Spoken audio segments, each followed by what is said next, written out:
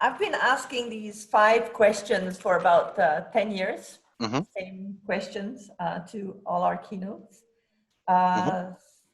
So thank you very much for agreeing to these 5 questions. It's a quick interview. So maybe you could give me your thoughts on innovative public management practices in a nutshell. So I think the most important thing to get out at the start out of the way is that I'm not a public management expert, and I think that was also clear with yesterday's keynote. My work focuses on how we run IT systems, and it's pretty much just in a technical sense. I mean, what does innovation even mean?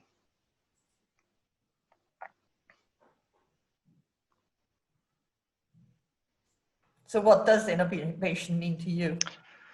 I think it's a very dangerous term. I mean, if you look at what I study, the way we run systems,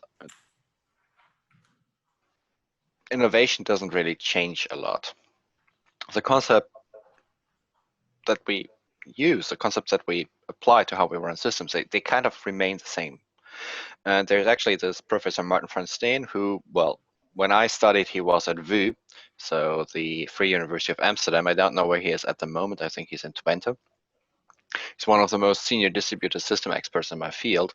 He even claims that certain trends in how we run systems, so the paradigm we use to run and design systems, IT systems, that they come and go in waves, and they come and go repeatedly. So everything comes back. Right? So in the beginning we had the mainframes, and now we're moving everything into the cloud, but technically it's just somebody else's big computer somewhere. And what I see when I look at people call innovation in IT operations at the moment, and I think it's the same buzzwords in e-governance, right? So I see people talk about blockchain in a luckily declining manner. I see people talk about AI as a driver of innovation. And if I like put my security researcher goggles on, most of this innovation comes wrapped as a centralized system controlled by one or a few industry players. So you have basically people that start to believe in the underlying technology, even though they cannot even be certain that this technology is what drives whatever product they are using. And it honestly sometimes seems more like people want to believe in some kind of magic that saves us. AI will save us. AI will be the next innovation in public governance that will make everything right, that will make our problems go away. Well, those problems blockchain was supposed to make go away, but didn't. And people just believe that the right magic is behind that website they're clicking on. And they call it innovation. Could you name a good practice in public management? As I said, I'm like not a public management expert, right? But when I look at the stories I've heard in my community, and actually some that are related to my keynote yesterday about how to be an engineer during a crisis, I think a very good example is what happened in Bellevue. So it's the education public data center operator in, I think, Baden-Württemberg, which is a German state. Mm-hmm. And basically COVID hit, and like on the weekend where the lockdown was announced, the operator team basically just locked themselves into the data center with caffeinated drinks and a couple of pizzas. And when they came out again on Monday, every school in that state had a digital teaching environment. Mm-hmm. And it just happened. So they went above and beyond to just get this platform out for every pupil in that state that was affected by COVID-19. And if we can like foster and encourage the processes behind that, and the form of distributed thinking, which is not like, hey, we have to buy Microsoft Teams, or hey, we have to buy Zoom, because that is what everyone uses and it's the right tool and these Zoom people know what they're doing. But like, we can actually build this, right? We can get this off the ground. Then I believe that a lot more real innovation can happen than if we just look out for big corp to come in and save us and present a solution and have the Zoom business school package to enable every pupil to learn from home. Could you name a bad practice in public management? Well, actually, and this is again just a conjecture because e-government kind of out of my field, but we all deal with bureaucracies sooner or later. So I observed some things, and what I conjecture is that if I abstract from what I observe plus what I see in my field and then abstract to your field, I would guess that a big issue in public administration is the very firm belief in technology, right? You just believe in a very, very technocratic way in the technologies you are using. And that what I just said also in the previous comment, that those companies will help us, will tell us what to do. We have to buy the product from, I think in Austria it's A1, in Germany it would be Deutsche Telekom, in the Netherlands it would be KPN, because they know how the internet works and they will tell us how to build this public system. We have to buy Microsoft Teams because that's the only solution that could possibly work. We do have to have the Google Chrome Classroom setup, which does not allow us to actually say something bad about Google. But hey, we don't care because it is the only thing that will make our students learn, right? So we have to get that. And if we have a problem, we have to go to these companies because they are these really experienced Silicon Valley players, and they will tell us how to fix it. They will tell us what to do. And the bad thing is, in a sense, it works. If you look at computer security, we also have this problem, right? Everything moves to Google. Google does everything. And the thing is, for like 95 to 99% of people, it just works. It makes things more secure, and everything is getting centralized together with Google. If you have a centralized point, you have a centralized point of enforcement at a specific point. You can just say like, nah, that won't go. And it makes it really easy to secure systems. However, this added security, or maybe even functionality, and I'm not too sure whether these companies can actually provide more functional systems in the context of public management or schools or universities or whatever, but in the context of security, this added security just comes with a price tag. And that price tag quite clearly is labeled as your autonomy. If we think about public administration, and I do have not scientifically grounded data supported points, but I do have opinions on what public administration should be. And public and open are like inherent items there. So the question is, do we really want to pay this price if we're talking about citizen management? Do we really want to give this to a company? I mean, Google does not run Gmail because they're like nice people and want to make the world a better place. And the same holds for their free browser Chrome.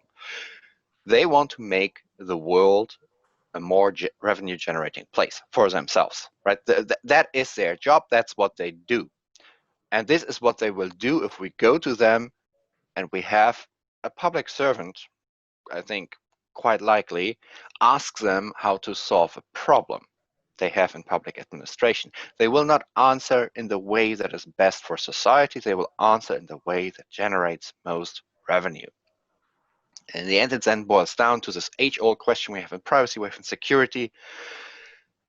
It actually concerns everything from public administration to entertainment. When you like, tonight we'll sit down on your couch and think like, Netflix or Prime?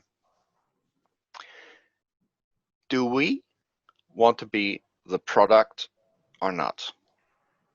And I think the question whether we want to be a product or not, if we're talking about public administration, we're basically making this decision for a whole society then. Do we really want to do that? What do you think will we be discussing at EGOV2030? I have no clue. I'm a very pessimistic person looking at the state of the world, I'd assume that, expect something about AI having revolutionized the world, right? Even Germany got their public administration together and everything is digitalized now. Germany even disabandoned faxes, like something creative, something fun, something positive. I fear I cannot do that because I fear that 2030 will not hold an encouraging discourse. We might actually be talking about how public administration has been taken over by private companies, how our drive to introduce new technology has led to a self-regulating surveillance state. And it's actually a surveillance state I am very, very scared of. It is not a surveillance state where you have some bad-face actor, fascist or whatever, having to dictate what is being regulated. It's more like some system set up to basically cut up everything beyond 1 or 2 sigma, so standard deviations around the bulk of society, where people just trust the system and the system basically destroys everything what makes a society, which is these deviations. So that might already be bad. It could get worse because we might also be sitting together, or not actually together, apart like now during COVID-19, wondering how we can take all those digital systems we're now trying to push. Like when I watch the news, I get the feeling that we're like forcefully trying to push computers into everything we do because there is a solution, there is a future, they are innovation. But in 2030, it might be that we have the problem that we pushed all of this, also all of the centralization, which put companies in a very controlling position, and maybe the census of European states across the Atlantic, considering all these systems that might by then control our society, and that we're currently burning up our planet. We are running into the biggest emergency, biggest climate emergency we have ever seen or experienced, and people cannot yet comprehend the level of impact this will have. People cannot understand how much the world will burn. Think about 3, 4, 5 meters sea level rise, which of course most scientists will tell you, yeah, well, maybe, and we have to be really careful because otherwise, and I mean, we are all scientists here, otherwise the peer reviewers will be like, are you really, really certain? So the minimum consensus is, I think, 1 meter up until the end of the year. Well, think about the Netherlands and where they are in relation to the sea level. Think about water. Some regions in Germany now have the problem that they're competing with some deserts in terms of rain due to relatively local geological patterns, but that wasn't the case 10 years ago, right? So they're running out of water. And it's like only spot at the moment. But the underlying effects might lead to millions, if not billions, of people being displaced. I don't think we're going to talk about AI if that happens. And I mean, we are already seeing first people being forced to leave their homes, with the consideration that the average human really has the desire to stay home. Right? We as a species have this thing about home. We want to be there, right? Our home, and like we are already seeing people being displaced, forced out of their homes because of the choices we have made over the past, well, mostly century. So I think the question what we will be discussing at EGOV 2030 is difficult because we might be facing a gigantic problem which we might be trying to solve in all the wrong ways, but it might change our world so fundamentally. I would claim that any prediction going beyond what I will have for dinner is most likely a stretch. Tobias, I'm sorry that I don't have anything more positive. Thank you. Thank you very much for your comments, for answering my questions. I would like to make this video available to our community, so I'd like to put it, I'll have it edited and then put on the website, the conference website, if that's okay for you. And I have been collecting, like I pointed out, I've been collecting interviews for 10 years, and I would like to put them together into some kind of summary that I hope to be able to present in 1 or 2 years at the conference. Thank you very much, and I hope that our paths will cross again, either at the conference or some other way. Maybe next year when COVID-19 is over. I would be very happy if you could send me the cut interview. I will do so. Thank you. Have a lovely day. Thanks, you too. Bye-bye. Bye-bye.